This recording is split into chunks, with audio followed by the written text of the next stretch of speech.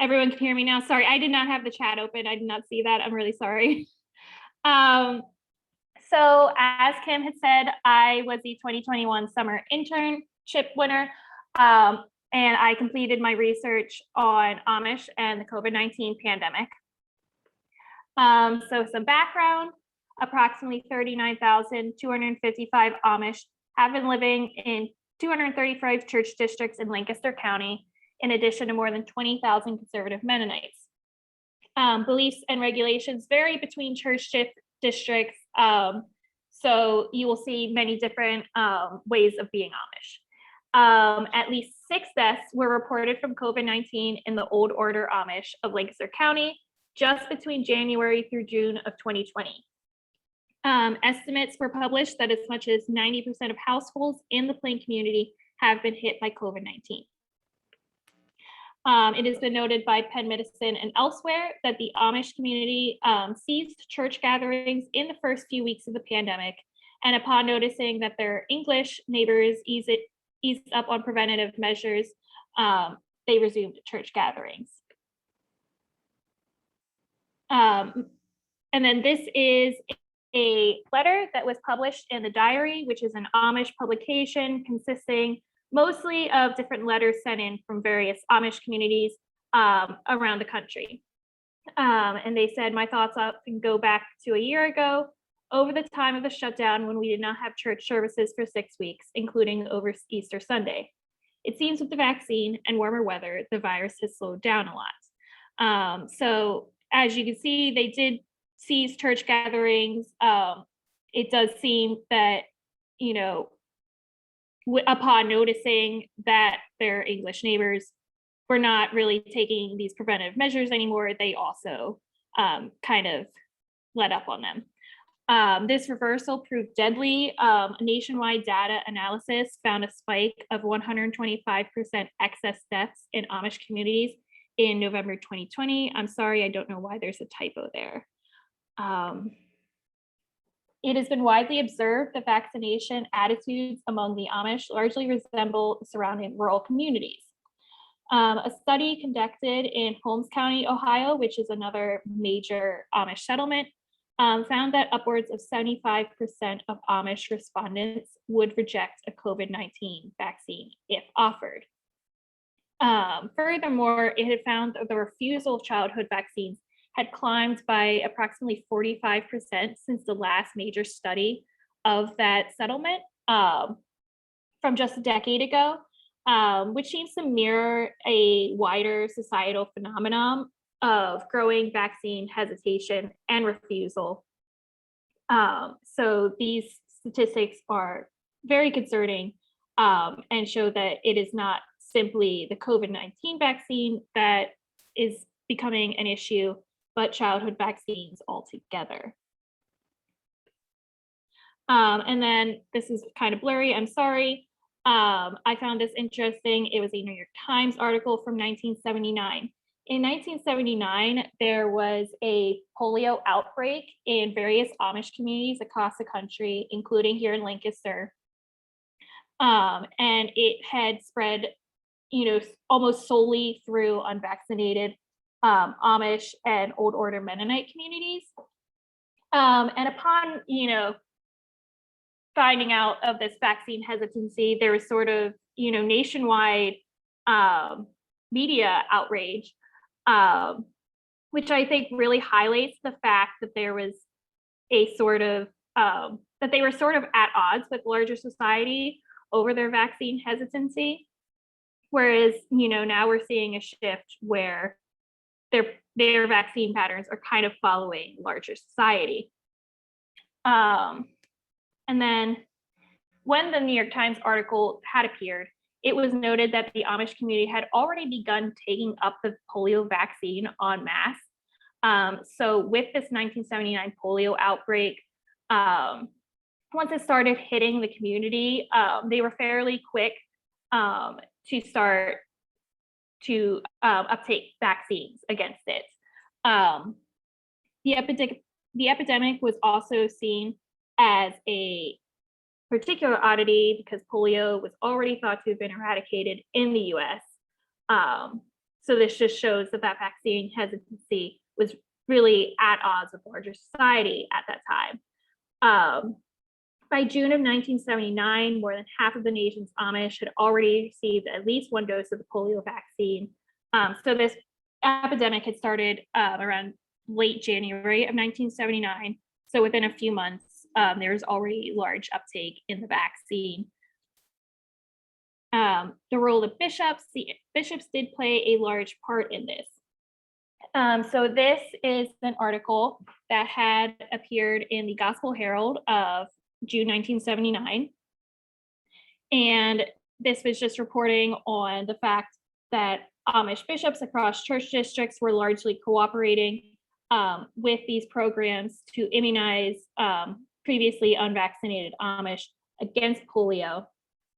And it was kind of widely recognized that after these bishops began backing vaccination campaigns, that they were widely successful. And then I also found this interesting because a study that was performed just last year found that among those Amish who chose not to vaccinate their children, they identified largely their bishop as being their primary outside influence on their decision. Now, they had their own sort of internal beliefs, largely the concern of health side effects. But as far as outside influences go, like friends and neighbors and family, their bishops were actually the primary outside influence to not vaccinate. And then just a little background on this kind of concept called Glassenheit. I took these definitions from Donald Crable's The Riddle of Amish Culture. So roughly translated, Glassenheit means submitting, yielding to a higher authority. Rarely used in speech, it is an abstract concept that carries a variety of specific meanings: self-surrender, resignation to God's will, yielding to God and to others, self-denial, contentment, and a calm spirit. And I included this second definition that was also from his book, because I think that a lot of times we seem to think that this means simply yielding to God and giving into fate, but actually he goes on to clarify that Gelassenheit is also a way of thinking about one's relationship to others. It means serving and respecting others and obeying the consensus of the community. And I thought this was really important to include in here because this does obviously have public health implications here, in that, you know, we find it's very successful in public health campaigns to appeal to cultural, religious, societal values. And so that's obviously a value that would actually potentially be a benefit in encouraging vaccination, encouraging public health measures. And then as far as vaccine divides go, because it is largely a divide, it is not that the Amish completely eschew vaccination or anything else. Divides over vaccination have been noted as largely being political in nature, with similar rifts being observed in the Amish community as in larger society. So if you look at Amish publications as of recently, you can kind of see similar rhetoric being used as you would see in larger society. So there is no one belief, and there is definitely a sort of dialogue happening there. Still, Amish vaccination rates have consistently been noted as lagging behind, which provokes cause for concern. This shows a reversal from previously, when health concerns and concerns over side effects were the primary reason cited for not vaccinating children, whereas now it is becoming largely a political debate. So I kind of wanted to go into what has made these misinformation campaigns so successful. So one thing that I noticed was these conspiracies that revolve around, you know, secular technology. And I feel that these latch on really well because they do kind of mirror these concerns about the encroaching secular society. And obviously, I think this kind of confusion or concern over technology has kind of made it so these conspiracies that deal specifically with technology have latched on really easily. So this is a letter that appeared in Plain Interests in October 2020. And the author had said, in the course of the last several months, I was given information from 3 sources, all asserting that the coronavirus is not contagious, but is caused by the new 5G radio frequencies. 2 of these sources claim that the world's top government and health officials have malicious intentions in the way that they are handling the virus. Evidently, this information is being spread in some of the Plain communities. There are other conspiracy theories about the virus that contradict the official account. Before following any of these, please consider this case for the government's official reports on the virus. So this letter had actually talked about various conspiracies that had been going around the community and trying to address them, but was specifically focused on this kind of 5G conspiracy that they identified as being a major problem at the time. Penn Medicine had also noted that continued suspicion about testing and the future vaccine as a way of the government implanting a microchip in each person. So both of these seem to have the power of kind of unknown technological ramifications and this unknown encroaching of secular technology. And so I put these in here because I do think that that has given them a power to latch on. And then conspiracies that latch because, of a lack of scientific education. So the Amish attend school until 8th grade with typically a limited science education. This appears to have made them susceptible to much of the misinformation that abounds, particularly with regards to the conspiracy that mRNA can alter your DNA. Now, obviously, this has been going around in larger society too, so this is not just an indictment of Amish education. Clearly, there's a large societal problem here because this kind of misinformation would be sort of easily rejected with an understanding of these basic biological concepts. But this lack of scientific understanding has left many, not just in the Amish community, but in society overall, vulnerable to this misinformation. So this is an anonymous letter that was circulated in the Plain community stating that mRNA directly alters the genetic material of those who receive it, much like what happens when scientists genetically engineer GMO food crops like soybeans or corn to make them resistant to bugs or drought. Unlike all other vaccines, the genetic damage of which is not necessarily permanent, mRNA genetic damage is irreversible and irreparable, Kennedy notes. So this was a letter that circulated largely off of this Robert F. Kennedy Jr.'s conspiracy theories about the vaccines. And obviously, I think most people here probably have a significant educational background in biology. So obviously, we look at this and kind of find this funny, but if you didn't have that educational background, these things might seem pretty scary, and you might not be able to parse out exactly why this is wrong or if it's wrong. And then religious persecution. I found that a lot of the conspiracies that have been going around have sort of been founded off this notion of persecution, particularly religious persecution. And these seem to latch on really well in the Amish community because they do have their own history of religious persecution. This one really hurt my soul to even type out. But this was, again, from this anonymous letter circulated in the Plain community. Not since the actual Holocaust has something so evil been foisted on the world in the name of public health. COVID-19 vaccines are not only unsafe, Kennedy contends, but they represent a crime against humanity that has never been committed in such a significant way in history. And then also in that anonymous letter, he wrote, in other words, getting vaccinated for COVID-19 means that a person will become a GMO zombie of sorts, with no opportunity to go back to his old self. It sounds a whole lot like the mark of the beast from the book of Revelation. Would you not agree?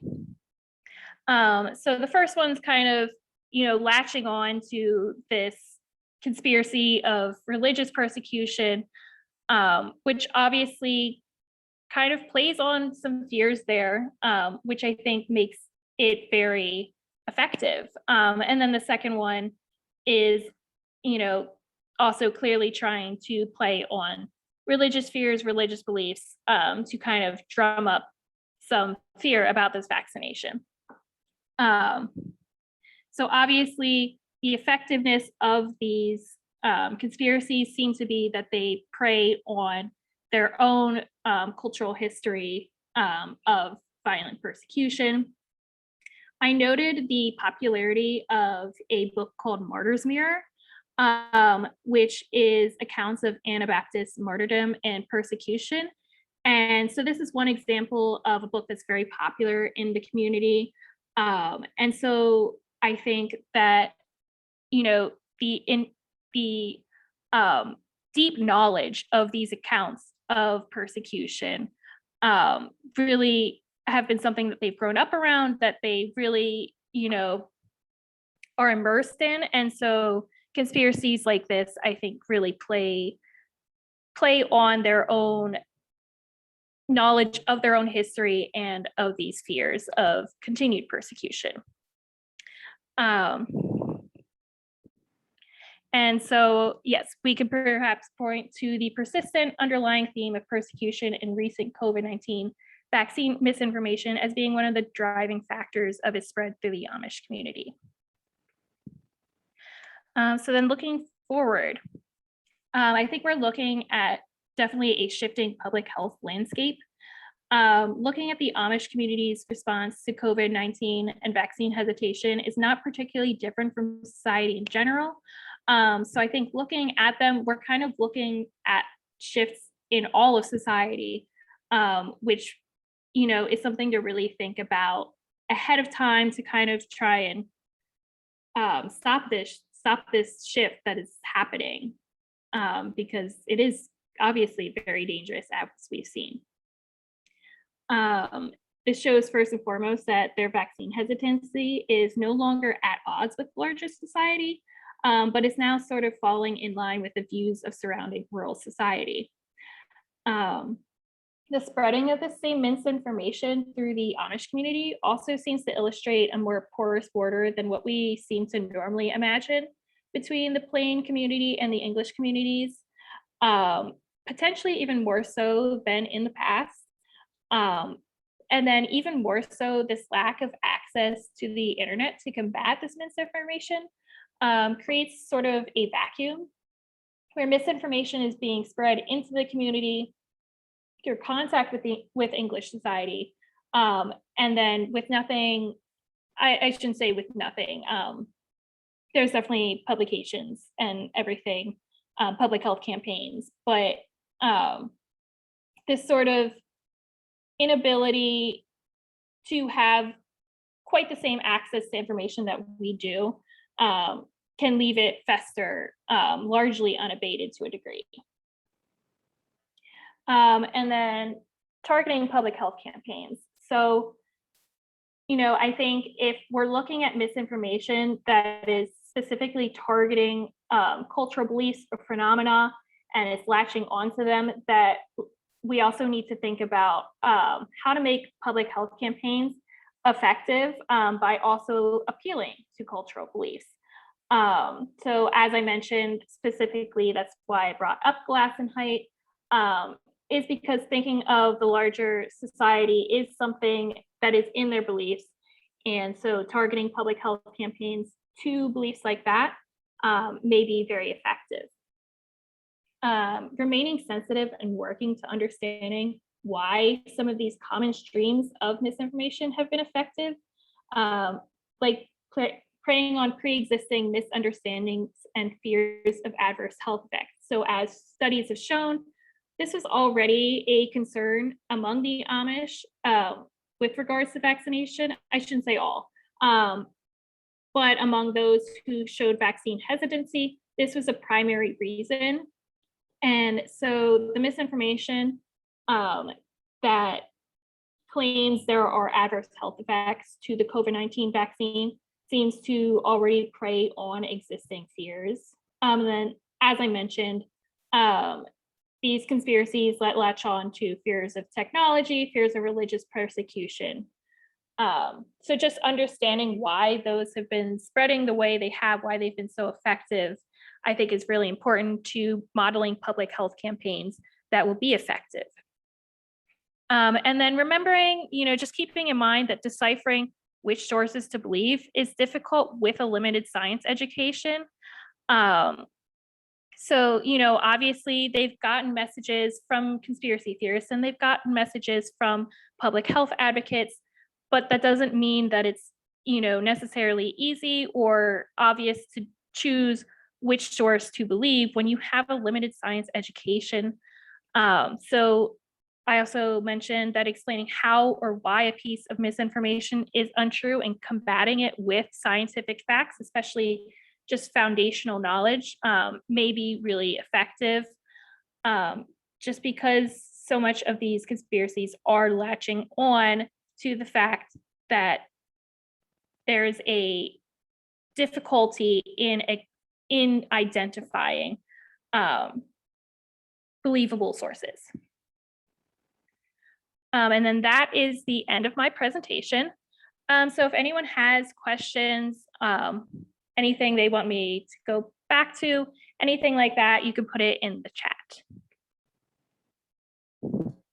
Thank you, Savannah. While everyone is thinking if they have any questions, I just want to take a moment and thank everyone again who has donated, who has joined this talk from Savannah. She gave us some very good information despite what side of the ground you're on, I guess. We see how misinformation can be prevalent in the Amish community. Savannah, it looks like you have a question. Were you able to interview any of the Amish?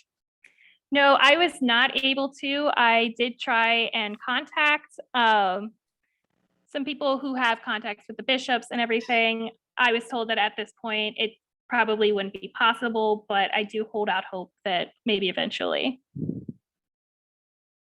Yes, because you're going to continue this this research. Yes. Yes. Is there any other questions? Please put them in the chat. We'll answer the best we can. Here we go.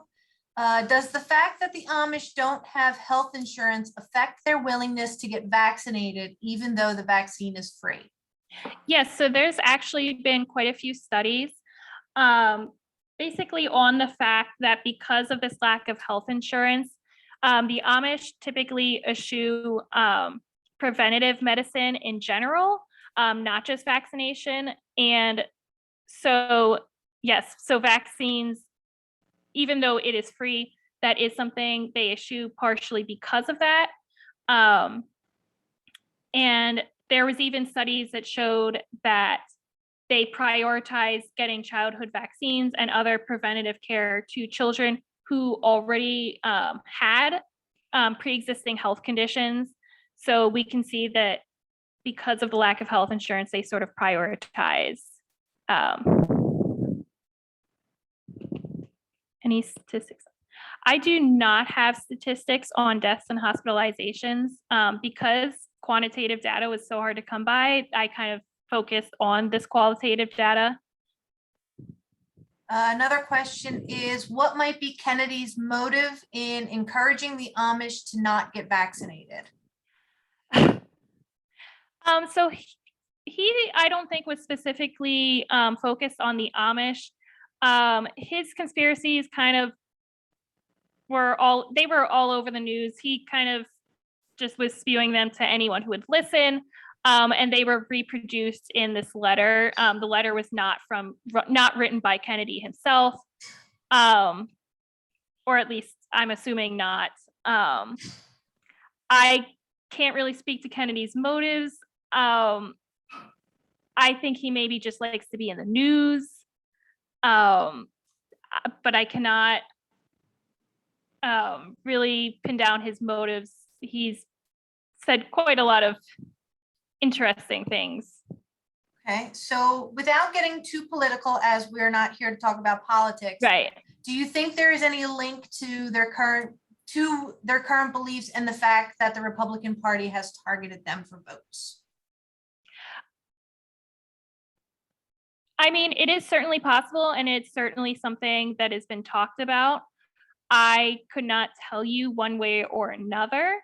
I will say that I've noticed there are some right-leaning advocacy groups, specifically one that is targeted to anti-vax in general. It was not just a new COVID thing, that have been putting out ads in plain community publications. So it definitely could be, but I don't think I could give you a definitive answer on that. Okay, and does the Amish claim of having already been exposed to COVID and may thus already largely have herd immunity make sense? So the claim that they already have herd immunity, it could be possible that they have herd immunity, but the problem is that we know herd immunity, when garnered from infection rather than a vaccine, does wear off. I think current studies are estimating about 6 months. So obviously it's an issue to rely on infection-based herd immunity, because that will only be temporary. Okay, and I'm unsure if you have this information, but someone is curious if there are any mainstream reputable doctors, that local physicians in Lancaster that the Amish would listen to. Yeah. Obviously, there have been many who've talked to me and who are affiliated with the museum, who do a lot of work with the Amish community. And I think definitely people who already have a reputation seem to be more effective at this. I think one of the main problems is the lack of preventative care, has led probably many to not really developing those relationships. Okay, and we'll do one more question here. We have, whoop, I lost it, 1 second. Did you see the very recently aired full measure report about the success of herd immunity among the Amish? Because this information is being widely distributed to us English. I have not seen this story. I will have to go check this out. Great. Okay. Any other questions? You can feel free to email them to me and I can forward them to Savannah. My email is museumlmh@gmail.com.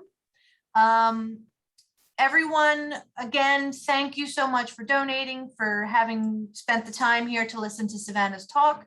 Thank you, Savannah, for all your research and everything that you've done. And everyone will be getting an email from me with a receipt and a letter of thanks that counts toward tax purposes. So if you donated, you can use this information for taxes, which with as far as the law allows. Okay, so everyone, thank you so much. Have a great day. Have a great lunch. And I hope to see you guys again soon. The next one that we absolutely know of is going to be in January 6th. We will be talking about medicine and World War I with Dr. Louise Stevenson from Franklin and Marshall College. So everyone have a great afternoon and thank you all for joining again. Thank you, Savannah. Thank you.